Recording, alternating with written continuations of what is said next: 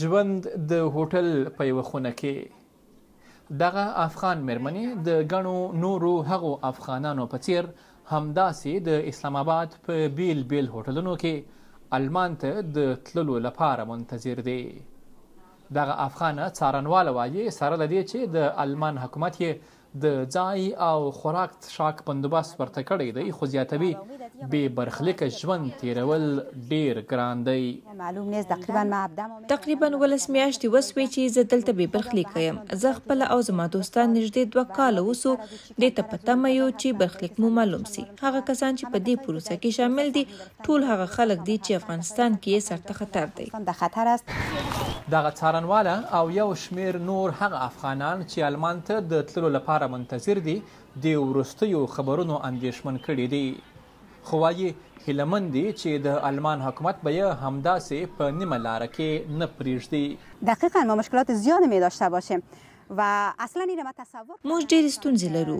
اصلا په اړه فکر هم نسم کولی، ځکه زه اوس نسم کولی چې افغانستان ته وګرځم.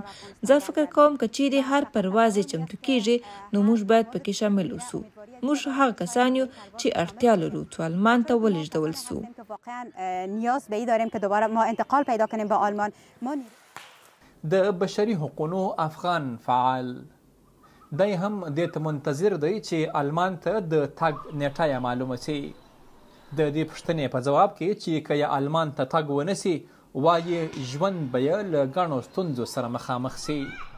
واقعا یک سوال خیلی سختیه. وقتی ما ډیره سخته پوښتنه ده. که موږ منطقي فکر وکړو هغه کسان چې کیس لرو او حساب کړو د بشري حقوقو او ښځو فعالان، قاضیانې او څارنوالانې او ان خبریالان، قاضی ها، څارنوال ها و حتی خبرنگاران، اینا هغه خلک دي چې افغانستان کې امنیتي او سیاسي ستونزې لري او افغانستان کې اوس ژوند بیخي ناشونه دی.